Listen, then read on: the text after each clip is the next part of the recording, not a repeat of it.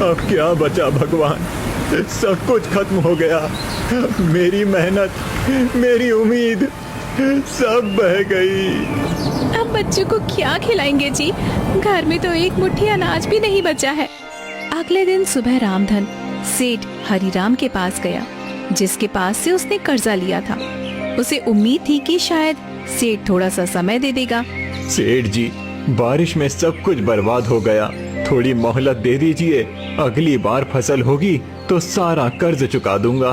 तुम्हें अब कोई मोहलत नहीं मिलेगी रामधन। कागज के हिसाब से अब वो जमीन मेरी है। सेठ जी, वो मेरी पुश्तैनी जमीन है, आप ऐसा मत करिए। मुझे कागज से मतलब है, भावना से नहीं। अब वो जमीन मेरे नाम है और तुम लोग तुरंत उसे खाली कर दो।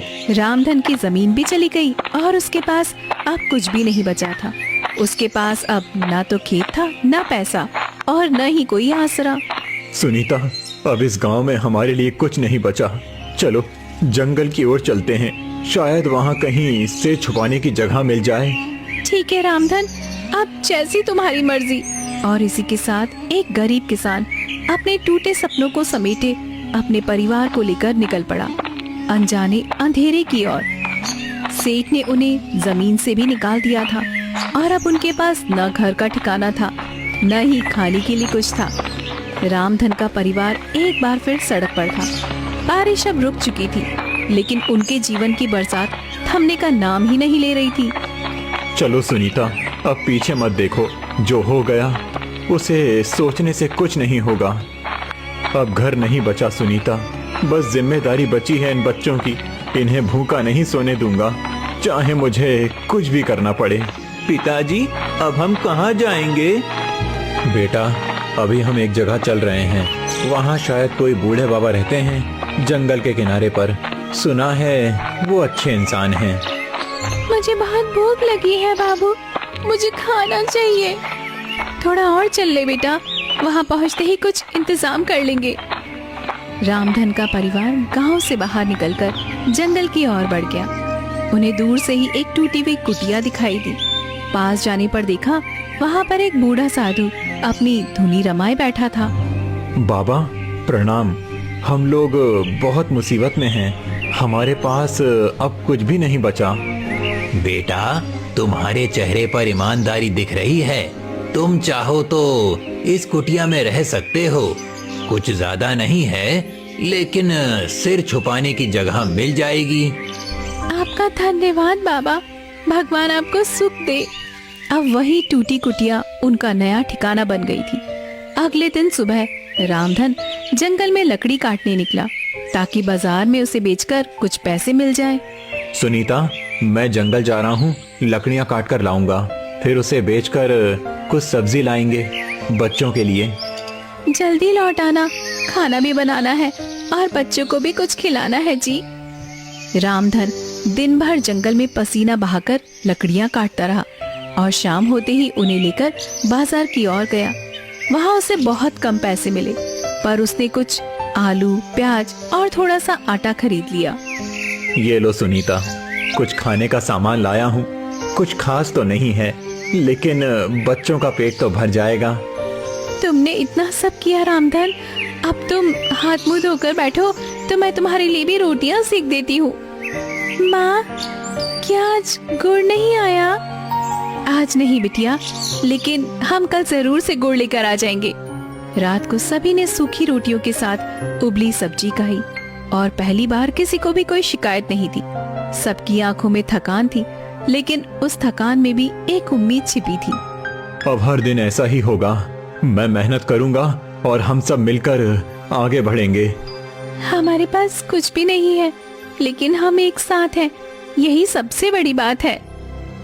कठिनाइयों का पहाड़ उनके सामने खड़ा था, लेकिन रामधन ने हार नहीं मानी। उसका सफर अभी लंबा था, लेकिन उसका इरादा सटीक था। रामधन अब रोज जंगल जाकर लकड़ियां काटता और शाम तक उसे बाजार में बेचकर जो भी मिलता उससे राशन लाता। बच्चों की आंखों में अभी भूख दिखती थी, लेकिन वो अब शिकायत नहीं करते थे। परिवार के लिए संघर्ष अब उनकी आदत बन गई थी। सुनिए जी, जल्दी लौट आइएगा, कल बहुत देर हो गई थी, और बिटिया आपके बिना ही सो गई थी। हाँ सुनीता, जल्दी लौटूंगा। आज थोड़ी ज्यादा लकड़ियां लाऊंगा ताकि कुछ पैसे ज्यादा मिल जाएं। पिताजी, आज क्या गुड़ भी लाएंगे? जरूर बेटा, इस बार तेरे लिए गुड़ भी और माँ के लिए एक साड़ी का सपना भी लेकर आऊंगा। और मेरे लिए चूड़ियाँ। तुम्हारे लिए सबसे सुंदर चूड़ियाँ बिटिया, बस भगवान थोड़ा साथ दे। रामधन मुस्कुराते हुए जंगल की ओर निकल पड़ा, लेकिन आज वो हर रोज से थोड़ा आगे निकल गया। वो सोच रहा था कि जितना ज्यादा लकड़ी मिलेगा उतना ज्यादा ही अच्छा होगा। आज ज्यादा लकड़ी चाहिए, ज्यादा लकड़ी मतलब ज्यादा पैसा मतलब सबके चेहरे पर खुशी। पेड़ों की गहराइयों में वो इतना आगे निकल गया कि उसे पता ही नहीं चला कि वो कहाँ पहुँच गया है। दूर तक सिर्फ जंगल ही जंगल था।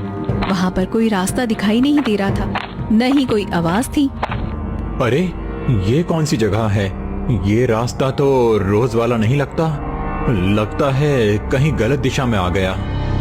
वो इधर उधर देखने लगा, लेकिन उसे कोई दिशा समझ नहीं आ रही थी। आसमान में बादल घिरने लगे थे और हल्की सी बारिश भी शुरू हो गई थी। हे भगवान, अब क्या करूं? जिस दिशा से आया था वो भी भूल गया। अब कोई रास्ता नहीं सूझ रहा। उधर झोपड़ी में सुनीता बार बार जंगल की ओर देख रही थी। सूरज ढल चुका था, लेकिन रामधन नहीं लौटा। आज बहुत देर हो गई है। अब तक तो वो रोज लौट आते हैं, आज इतनी देर क्यों हो गई है? माँ, पिताजी को कुछ हो तो नहीं गया? ऐसा मत बोल बेटा, वो ठीक होंगे, बस शायद ज्यादा दूर तक निकल गए होंगे। मुझे डर लग रहा है माँ। उधर रामधन थक कर एक पत्थर पर बैठ गया। उसकी आंखें नम हो गई, लेकिन फिर उसने हिम्मत जुटाई और आगे बढ़ा। तभी एक छोटी सी रोशनी दिखाई दी। वो क्या है? वहाँ कोई घर जैसा दिख रहा है, या फिर कोई आग जला रहा है। चलो देखता हूँ। वो उस रोशनी की ओर बढ़ा और उसे एक अजीब सी गुफा दिखाई दी, जिसमें से पीली सी चमक आ रही थी। वो थोड़ा घबराया, लेकिन फिर अंदर गया। ये कैसी जगह है? सब कुछ सुनसान है, लेकिन यहाँ रोशनी कैसी? गुफा के अंदर वो जैसे ही आगे बढ़ा, उसे सामने एक अलग ही दुनिया दिखाई दी। वो एक गांव जैसा था, लेकिन वहाँ कोई इंसान नहीं था। पूरा गांव सोने के जैसा चमक रहा था। ये तो कोई सपना लग रहा है, मगर मैं तो जाग रहा हूँ। फिर ये क्या है? अचानक दो सिपाही आए और रामधन से बोले, तुम कौन हो और यहाँ कैसे आए? मेरा नाम रामधन है। मैं गरीब किसान हूँ, रास्ता भटक गया हूँ।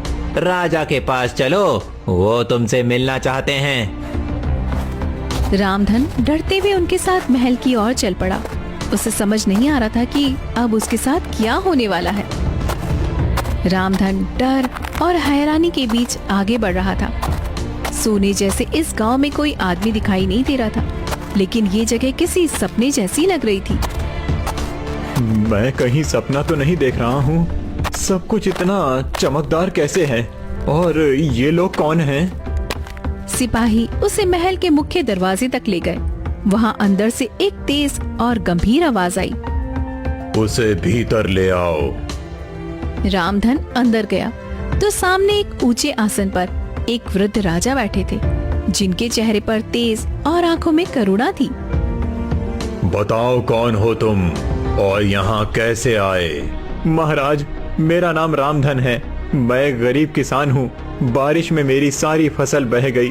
सेठ ने मेरी जमीन छीन ली और अब मैं जंगल से लकड़ी काटकर अपने बच्चों का पेट पालता हूँ। आज रास्ता भटक गया तो ये गुफा दिखी।